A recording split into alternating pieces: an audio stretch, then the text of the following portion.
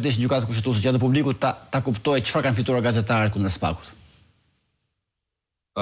Gazetarët në rastin konkret kanë fituar të drejtën për të mos treguar burimet, për të mbrojtur burimet e tyre, pra konfidencialitetin e burimeve. Mos tani na futen. Dhe në fakt nuk se kanë fituar gazetarët të drejtë, po ka fituar gjithë publiku, sepse gazetari nuk e merr burimin ta ketë për vete, po e ka për të informuar që pastaj më pas të informoj publikun me lajme cilësore. Pra po më thua çfarë do gjë që unë mund të kem në zyrë, unë mund të publikoj dhe nuk e tregoj burimin.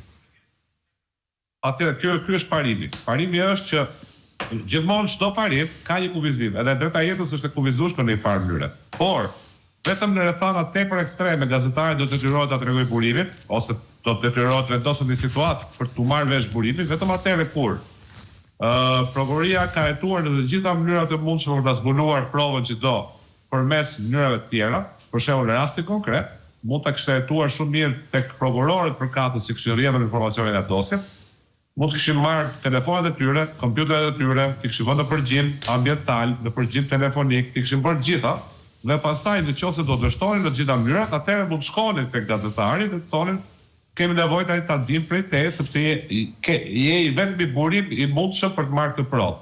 Ky është rasti kur gjykata edhe gjykata e Strasburgut, se nuk është çështje e re për jurisprudencën botërore kjo.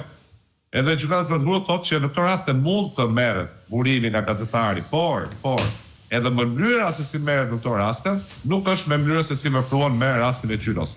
Sepse në këto raste të zë, kur është rasti ekstrem gjithmonë, vjen për shembull të zëm prokurori, thotë unë do futem tek kompjuteri i punës, do kërkoj me fjalë kyçe X gjë, do gjej një fajl, nëse do e gjej atë fajl do kopjojmë ose do bëjmë një procesor bashkë, dhe pastaj do shkojmë në zyrë dhe kompjuteri ta lë aty ku është. Dhe nuk merr vesh gjëra të tjera që ke në kompjuter. Që mund të kesh sekretet tuat, sekretet të profesionit tënd, që mund të kesh materiale që duke i përgati, komunikime me burime të tjera, të mundshme për shkrimë të tjera e kështu me radhë. Pra domethënë, jo vetëm që është rrethana ekstreme kur shkelet kjo drejt, por dhe mënyra se si bëhesh mënyra më delikate e mundshme. Ndërsa në rastin konkret që ne flasim, ata nuk shkuan tek qyna si personi i fundit, mbasi dështuan në gjitha mënyrat e tjera, por shkuan tek personi i parë. Shkuan direkt te Elton Qyno dhe shkuan në mënyrë më brutale të mundshme, duke i marrë gjithçka që ai kishte, kompjuterat e shtëpisë, të zyrës, të telefonat e fëmijëve, telefonat i personal, USB, CD, lojra fëmijësh, madje dhe antenat e internetit ja morën dhe atë, si u duk si USB. Domethënë në një farë mënyrë të morën bënë reprezalje dhe morën dhe dokumenta nga zyra e tij, se kemi pasur gjyq për dokumenta sot mëngjes, që fituam edhe atë. Pra domethënë bën një reprezalje kaq masive sa në fund fare kjo ishte e gjitha në shkelje dhe edhe sigurisht ai rrethana ekstreme siç e thash, përsëri do qundë gjykata kushtetuese shkelje këtë pjesë. Droj ti po më thua nëse SPAK heton dhe në asnjë formë nuk gjen burimin, mund t'i kthehet prapë Qynos?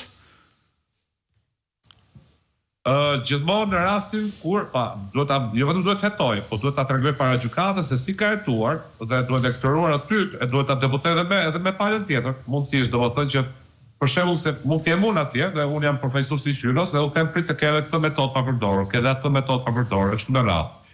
Në praktik, nëse çka ndodhur pak në gjithë rastet në botë, nuk ka një situatë praktike ku prokuroria të mos ketë realisht për hetimet vende të tjera. Prandaj në një farë mënyrë kjo është një mbrojtje gati në nivel absolut. Sepse nuk ndodh, më shumë në rastin konkret po flasim që rrodhi një informacion nga një dosje e prokurorisë. Ajo dosja ka 3 emra prokurorësh konkret, ka 5 emra oficerësh policisë gjyqësore konkret. Duhet merreshin me radhë këta persona. Nëse këta persona do i gjenden në telefonat e tyre apo kompjuterat e tyre apo do i viheshin përgjim, do pyeteshin dëshmitarët e tyre, sigurisht në fund fare do dilte se kush e kishte rrjedhur informacionin. Sepse Elton Qyno ishte pjesa fundore. Por ata, jo vetëm që përduan ta bënin gjë të tillë, por ata kanë pasur standarde edhe më parë, se nuk është se SPAK-u duket se krijesë e re. Por SPAK-u ka njerëz që vijnë nga mendësia e vjetër, domethënë, në fundit. Thjesht emrin e ka të ri, mentaliteti ndoshta ka pak mbrapsht për momentin sepse më duket një pushtet i egzageruar që është në dorë,